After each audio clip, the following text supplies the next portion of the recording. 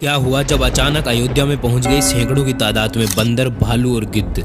और इतना ही नहीं, अब तो नाग भी अयोध्या आ रहे हैं। और आ रहे हैं कुछ ऐसे जीव जिनके कारण अयोध्या के लोगों पर खतरा बढ़ गया है। राम मंदिर उद्घाटन से पहले अयोध्या में हो रहे कुछ ऐसे चमत्कार जो आज से पहले इतिहास में कभी नहीं हुए, जो आपको पूरी तरह से हिला कर रख देंगे। तो सच्चे राम भक्तों, वीडियो लास्ट तक जरूर देखना। अयोध्या राम मंदिर में भगवान श्री राम की मूर्ति की प्राण प्रतिष्ठा के लिए 22 जनवरी को चुना गया है। यह तारीख कोई आम तारीख नहीं है, इसके पीछे बहुत बड़ा रहस्य छुपा हुआ है। सबसे पहले यह जानिए कि आखिर 22 जनवरी को ही इस महान दिन के रूप में क्यों चुना गया। त्रेता युग में भगवान श्री राम का जन्म अभिजीत मुहूर्त में हुआ था। 22 जनवरी सोमवार के दिन मृगशीर नक्षत्र में अभिजीत मुहूर्त का संयोग बन रहा है।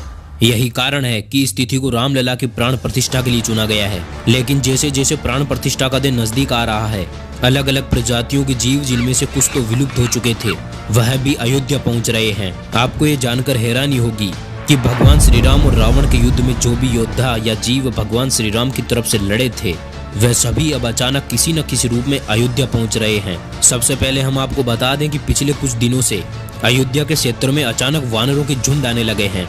अयोध्या वासियों का कहना है कि इतनी तादाद में वानरों का अयोध्या में आना कोई सामान्य बात नहीं है। और केवल वानर ही नहीं, बल्कि भालू, जो इस क्षेत्र में देखना अति दुर्लभ है, वह भी अचानक जगह जगह पर दिखाई दे रहे हैं। अयोध्या के लोगों ने पिछले कुछ दिनों में जगह जगह पर भालुओं को देखने की बात कही है।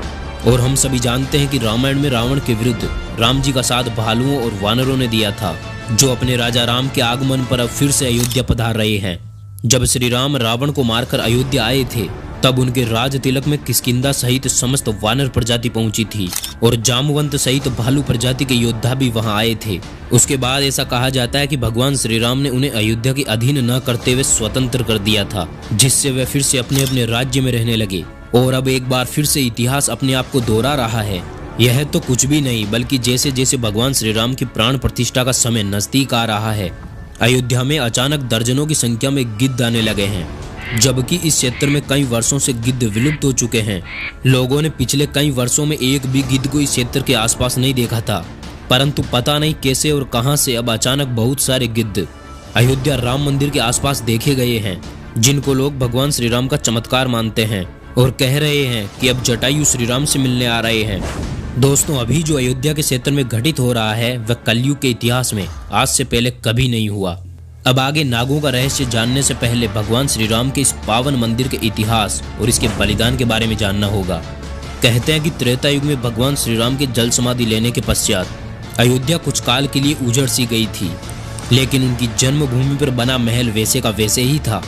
भगवान श्री राम के पुत्र कुश ने एक बार पुनः राजधानी अयोध्या का पुनर्निर्माण करवाया और अगली 40 से भी ज्यादा पीढ़ियों तक अयोध्या का अस्तित्व अपने चरम पर था। उसके बाद यह उल्लेख मिलता है कि ईसा के लगभग 100 वर्ष पूर्व उज्जैन के सम्राट विक्रमादित्य ने श्री राम जन्मभूमि पर काले रंग की कसौटी पत्थर वाले 84 स्तंभों पर विशाल मंदिर का निर्माण कराया था। इस मंदिर की भव्यता देखते ही बनती थी। यह मंदिर अपने वैभव के साथ यूं ही खड़ा रहा, परंतु फिर अचानक विदेशी आक्रांताओं के आक्रमण भारत पर होने लगे थे। विभिन्न आक्रमणों के बाद सभी हमलों को झेलते हुए श्री राम जन्मभूमि पर बना भव्य मंदिर 14वीं शताब्दी तक बचा रहा। कहते हैं कि सिकंदर लोदी के शासनकाल के दौरान यह मंदिर मौजूद था। 14वीं शताब्दी में हिंदुस्तान पर मुगलों का अधिकार हो गया और उसके बाद ही राम जन्मभूमि और अयोध्या को नष्ट करने के लिए कई अभियान चलाए गए। अंततः 1527 से 28 के बीच इस भव्य मंदिर को तोड़ दिया गया और उसकी जगह बाबरी मस्जिद का ढांचा खड़ा कर दिया गया, जो 1992 तक विद्यमान रहा। उसके बाद कई आंदोलन हुए और अंततः वीएचपी और शिवसेना समेत दूसरे हिंदू संगठनों के लाखों कार्यकर्ताओं ने विवादित ढांचे को गिरा दिया। देश भर में सांप्रदायिक दंगे भड़क गए, जिनमें 2000 से ज्यादा लोग मारे गए थे। और फिर आखिरकार इतने बलिदानों के बाद वर्ष 2019 में सुप्रीम कोर्ट की 5 जजों की बेंच ने राम मंदिर के पक्ष में फैसला सुनाया। 2.77 एकड़ विवादित जमीन हिंदू पक्ष को मिली और मस्जिद के लिए 5 एकड़ जमीन अलग से मुहैया कराने का आदेश दिया।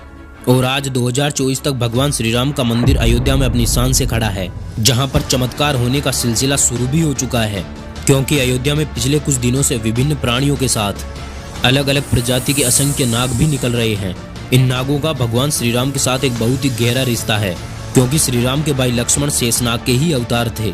इसीलिए सभी नाग भी अपने प्रभु श्री राम के दर्शन के लिए अयोध्या लौट रहे हैं।